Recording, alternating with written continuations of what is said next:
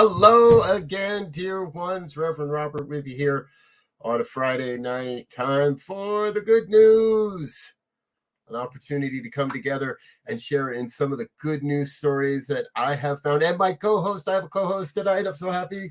And that my co-host, the wonderful, amazing Terry Paul Choyce is with us tonight. She's going to share some good news stories with us as well. So, as we get started here, please hit the share button, hit the like button, don't hit the dislike button, but any other button you want to hit, go ahead, hit it.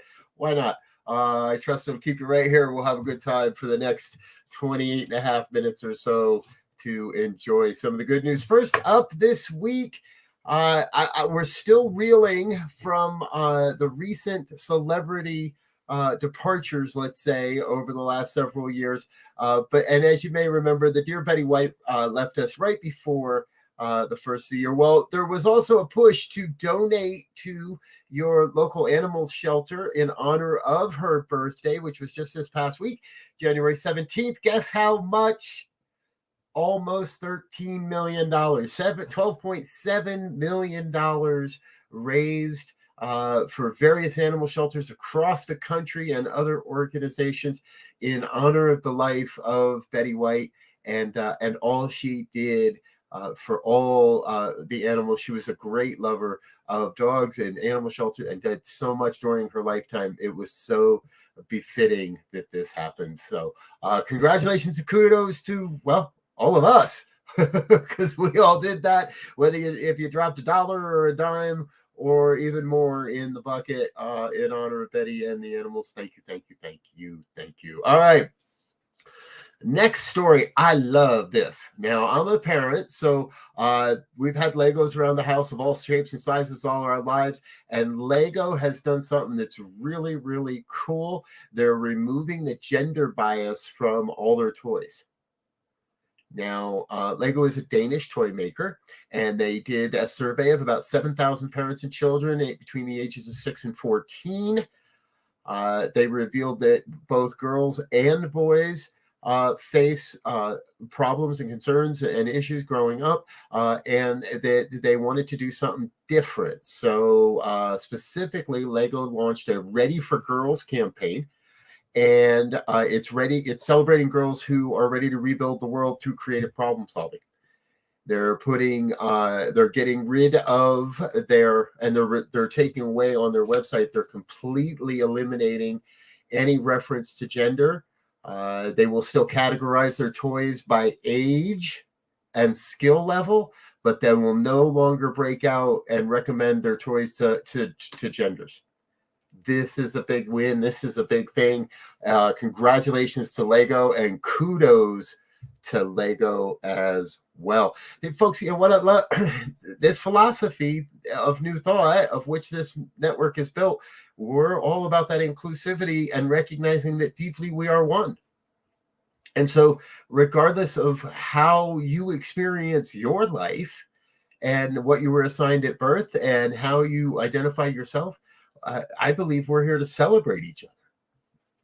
We like to do that here on the New Thought Media Network. We like to do that here on the Good News, is celebrate the good wins. Now, this next story, we're just going to stay with the building blocks idea, right? From Legos to life size. Now, this is a new process of recycling plastics. Not all plastics need to be broken down into their chemical components. This is a company out of LA, and it says the LA startup is providing that landfills need not be dug for plastics if one can merely smash enough of them together into a Minecraft-like block. They squish, and it says they shred the plastic, then apply, quote, mass multiplied by acceleration repeatedly until the recycled plastic is so squished together that it fuses.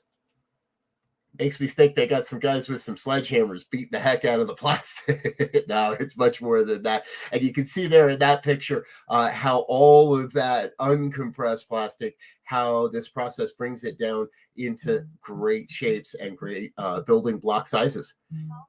I think this is a really, really cool concept, and I'm really excited to see where it goes. And, here on the Good News, we like to follow these types of stories. We'll be sure to follow this story and many of our other stories as we go. Before we get into our next story, my co-host is going to be with us here in just a minute. Terry Paul Choyce is going to be with us. But before we get there, we want to take just a brief moment and say thank you to all the committed donors and sponsors that make this program possible. Please give us a minute and a half of your time. Don't go anywhere. We'll be right back with more Good News.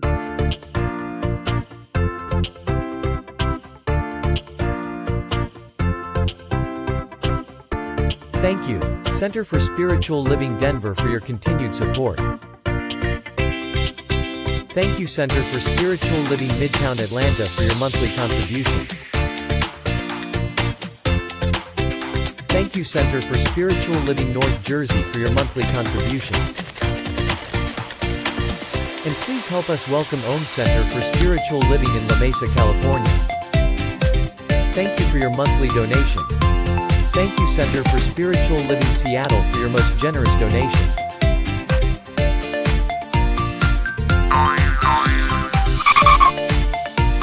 And a special thanks to Heckerland Foundation for your generous technology grant. And Suze Ajin, thank you for your very generous donation.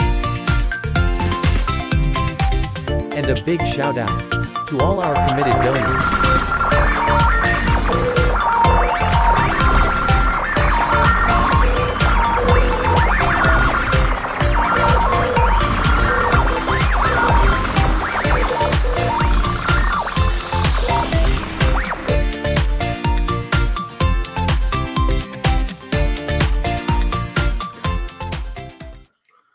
Yes, thank you for all of our committed donors. If you'd like to become a part of our campaign to keep this station and all we're doing on the air, please head on over to the website ntmedia.org, click on the donate button, and make it a monthly donation. We'll get your name and your all your stuff on the on that thank you reel, on that thank you video as well.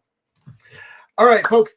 From the time we started this show, I have held a vision of correspondence and having correspondents and a co-host and people that want to share the good news with us, because this isn't all just about me. This is about all of us, all of the people that are coming together in this community, vibrating at a higher level and creating an environment of a higher level. So I'm really grateful. Our co-host from last week, Terry Paul Choyce, is with us again this week. Let's bring her into the studio too. Terry, we didn't scare you away last week. You came back for more. I'm a very brave person. Yes, you are. And what I love is now, for those that don't know, Terry also has a radio program over on our radio station. I'll tell you a little bit more about that after the next break. But she's been willing to say yes to what we've been doing for just about 2 years now. Been with us from the very earliest stages, and I'm so grateful that you're here sharing with us on the good news. I'm going to get out of here, get out of your way, and let you share a few more good stories with us.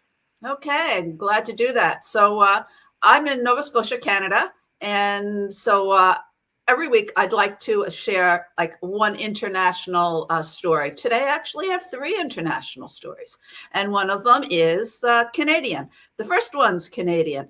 And this is about a fabulous endeavor that's happening in Montreal. It's called Lufa Farms, and it has 4 rooftop greenhouses in and around Montreal and delivers more than 25,000 fresh-picked vegetable baskets to its customers every week. It was founded in 2009 by Mohammed Hage and Lauren Rathmel. And it says, Lufa sprouted from the idea that urban farming could grow crops where people live without using any new land and deliver food without the carbon footprint of long distance transportation. And it said that in Canada, 92% of imported produce travels more than 800 miles, which I think is a pretty generous understatement, because most of the food that I eat that is produce is coming from California or Mexico or Chile, which is a whole lot more than 800 miles from where I am. Rathmel says, when you buy a tomato in the winter, you're probably getting one that's been trucked in from California or Mexico. We deliver ours right to you the day after they're picked. So lots more nutrition and I'm sure much better quality. Hydroponic technology helps loofah's greenhouses operate sustainably, recycling about 90% of the water used by the plants. In lieu of pesticides, ladybugs and parasitic wasps, which I had never heard of before, devour aphids and other pests. Using residual heat from the buildings below, each farm requires half the energy of greenhouses that are placed on the ground. Meanwhile, the company's programmers keep operations nimble with greenhouse automation. Software manages delivery logistics while allowing customers to tailor-make their own baskets, choosing from 50 varieties of fruits and vegetables, plus other items like bread and cheese from local producers. Loofah Farms is one of many similar urban farming projects around the world, with commercial greenhouses and gardens springing up in places like London, Paris, and New York. Analysts predict city-grown crops could eventually make up to 10% of the global food supply. And I want to make the prediction that in the future, they're going to make up a lot more than 10%. Once global warming really affects our crop production in fields and on farms, I think a lot more of our food is going to be generated in these type of greenhouses.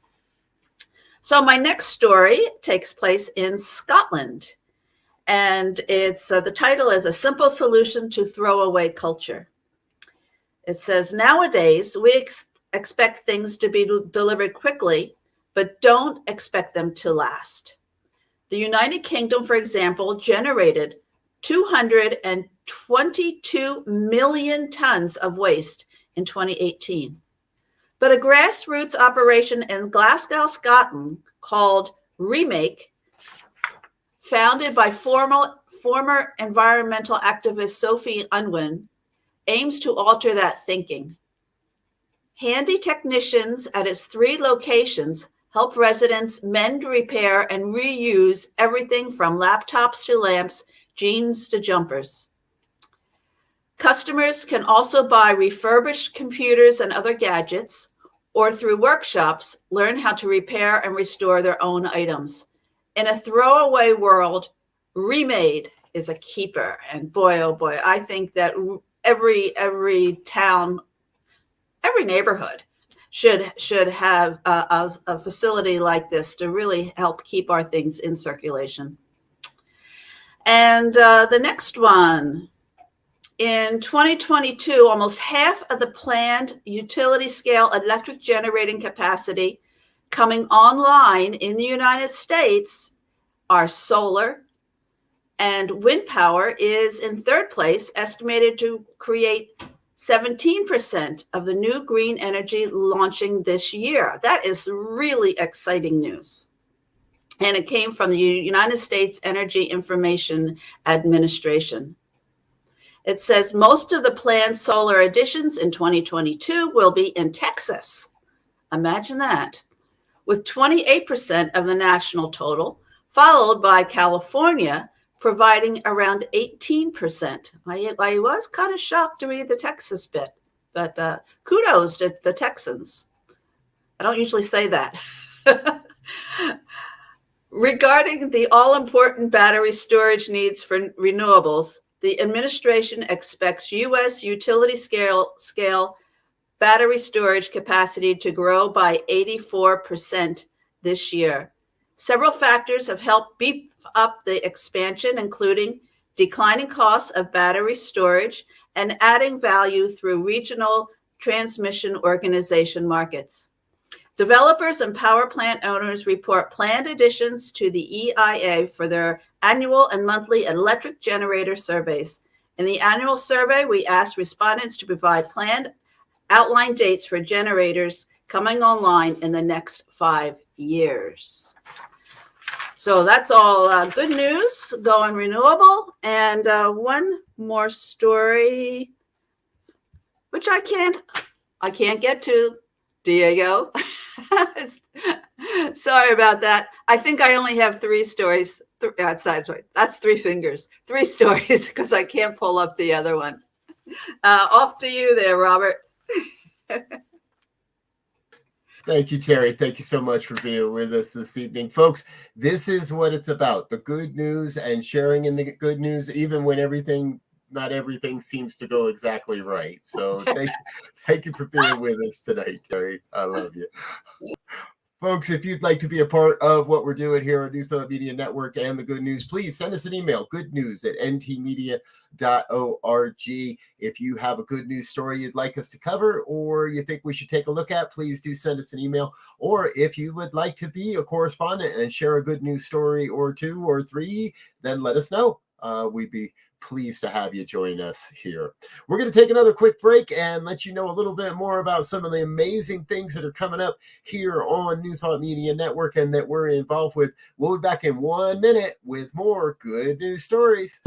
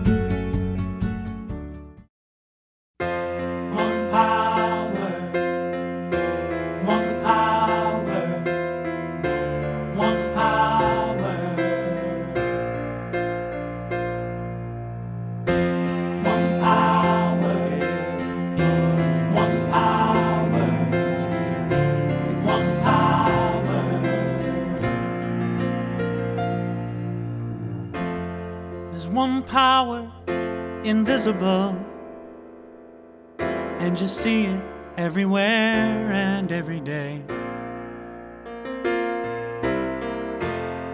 One power in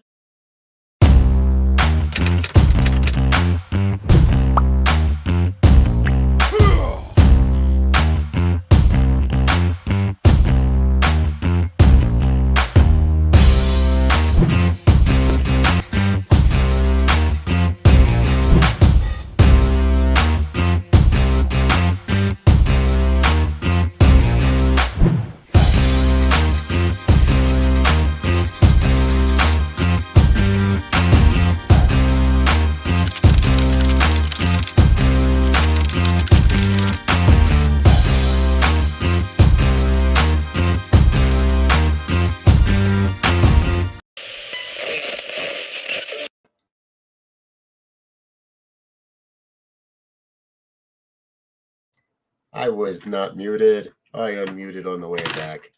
We're back with more good news here on the New Thought Media Network Friday night. And we do this every Friday from 5 to 5:30. Thank you for being with us. I'm Reverend Robert Brzezinski. We appreciate you being here. Opportunity to share some of the good news stories in our lives. Off now, we go to the Sisterhood of Shred in Olympic Park, Queen Elizabeth Olympic Park in London to be exact. These young ladies that you're looking at here, young folks, are part of a resurgence to bring skateboarding back to not only women and girls, but also to the streets of London, and to young girls of color also. It's an important, I believe, effort happening. Maria Mayesi described herself as being born in Paris, but originally from the Congo. And she's part of taking back, the way she says it, taking back the sport of skateboarding.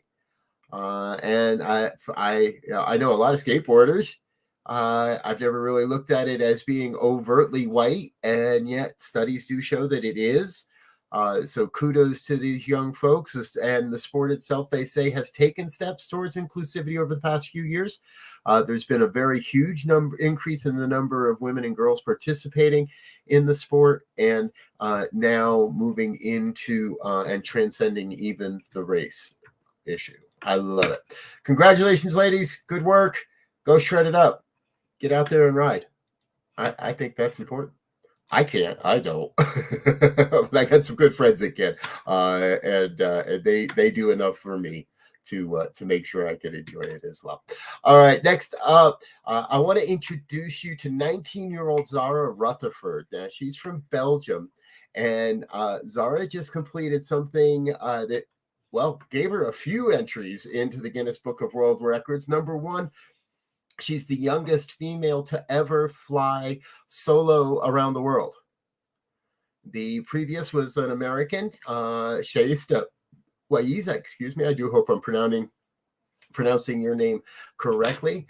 And Ms. Rutherford, Zara, made this trek across 41 countries. She did it, she said, to inspire more women and girls into entering other STEM-type fields, and did it in a record amount of time as well. There's a great video here of her in her ultralight plane, and she says the hardest part was flying over Siberia, where it was up to minus 35 degrees Celsius when in the air as she was flying.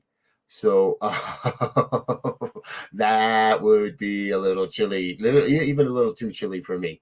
So let's go to somewhere where it's warm. How about LA? Now, this is one of those stories, just by the title of our show and what I'm about to share, you know it has a happy ending. This is Anthony Sheriff, also known as Sheriff Drum Man. And he has been performing concerts in Las Vegas and Los Angeles primarily, and Las Vegas, it says later in the article. And out of his truck for a number of years. Well, his truck got stolen and it had all his drums in it. You can only imagine his upset and his concern. Now, the truck turned up a few days later, but not with the drums. And when the whole thing happened, the sheriff there, he put out a post, and I love social media. Again, we are all so connected. And he put out a post that said, hey, anybody who's got pictures of me with my drums, please post them. Let's get my drums everywhere we can. Anybody, if you happen to see my drums, please give us the lead if you see them for sale. Well, it's not that his drums got returned to him.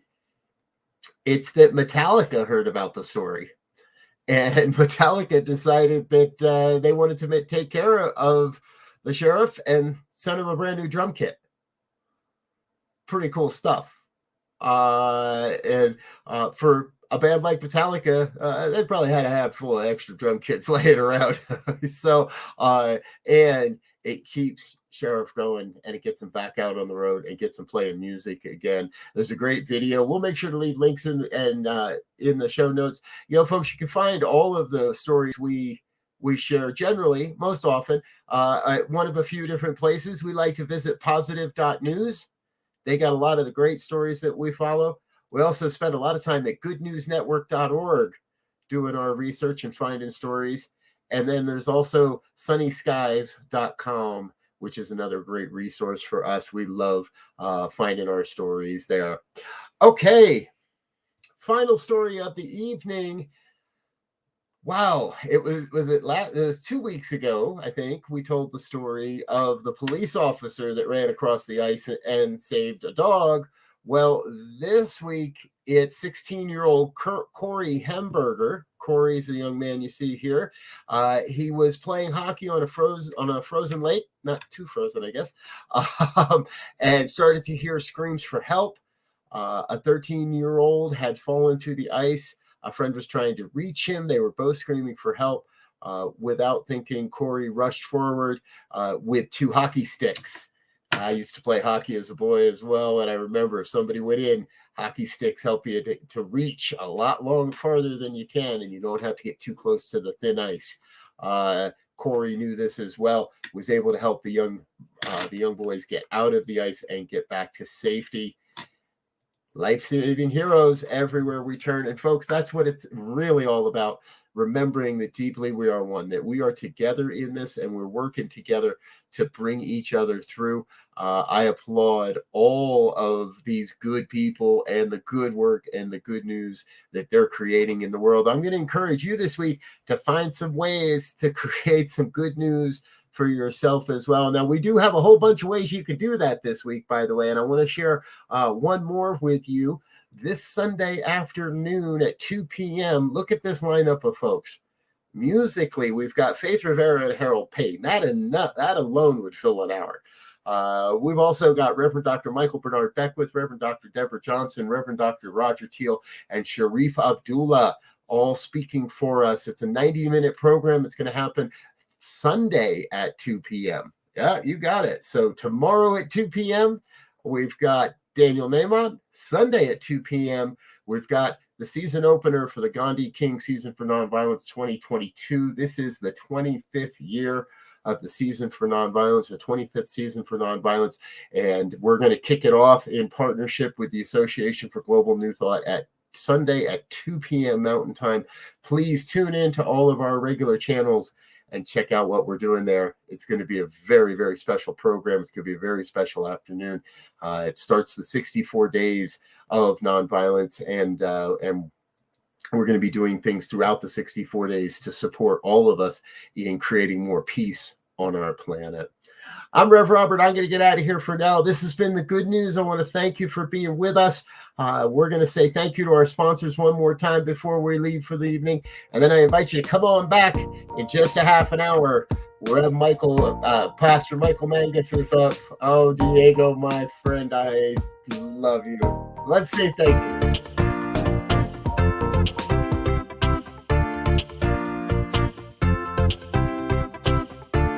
Thank you, Center for Spiritual Living Denver, for your continued support.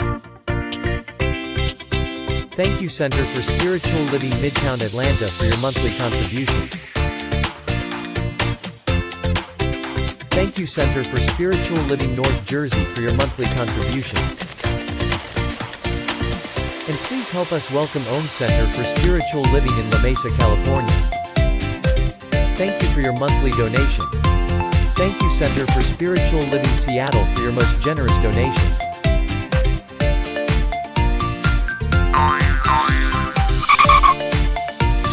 And a special thanks to Hefferland Foundation for your generous technology grant. And Suze Odkin, thank you for your very generous donation. And a big shout out to all our committed donors.